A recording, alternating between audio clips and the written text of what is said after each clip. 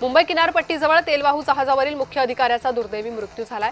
साफसफाई कामगार देखरेख करण्यासाठी टँकमध्ये उतरले असता ते चक्कर येऊन खाली कोसळल्याची माहिती आहे। हर्षा राजन असं मृत अधिकाऱ्याचं नाव असून ते मूळचे चेन्नईचे रहिवासी होते।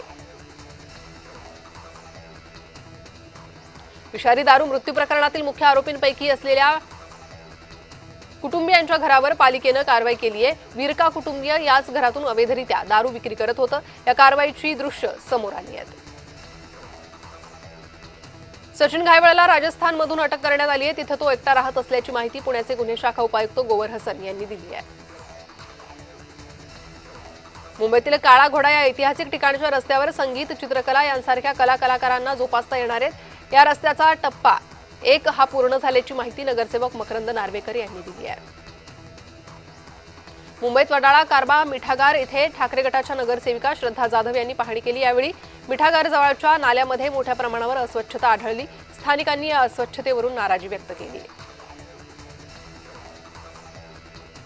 अनुसूचित जातीमधील उपवर्गीकरण चुकीचं याबाबत मुख्यमंत्र्यांची भेट हवी होती, मात्र ती झाली नाही। आता 10 जूनला एक लॉंग मार्च निघणार असल्याची माहिती भीम आर्मी प्रदेशाध्यक्ष अशोक कांबळे यांनी दिली। मुख्यमंत्री देवेंद्र फडणवीस यांनी हॉटेल ताज प्रेसिडेंट येथील 4x4D इंडिया ॲट 2047 डायलॉग कार्यक्रमात उपस्थिती लावली। CSR अंतर्गत होणाऱ्या सामंजस्य करारानंतर त्यांचे प्रत्यक्ष परिणामही मांडले जावे अशी अपेक्षा त्यांनी व्यक्त केली। अंधेरी सबवेमधील पाणी तुंबण्यावर विविध उपायांची चाचपणी करण्यात आली आहे। उड्डाणपूल पर्याय, नापास, भूमिगत टाक्यांचा प्रयोगही 100% उपयुक्त नसल्याचं प्रशासनाचं मत आहे। मुंबई नाशिक महामार्गावरील खर्डी येथील रेल्वे ब्रिजच्या संरक्षण भिंतीला दुचाकीस्वार धडकला। या अपघातात दुचाकीस्वाराचा जागीच मृत्यू झालाय।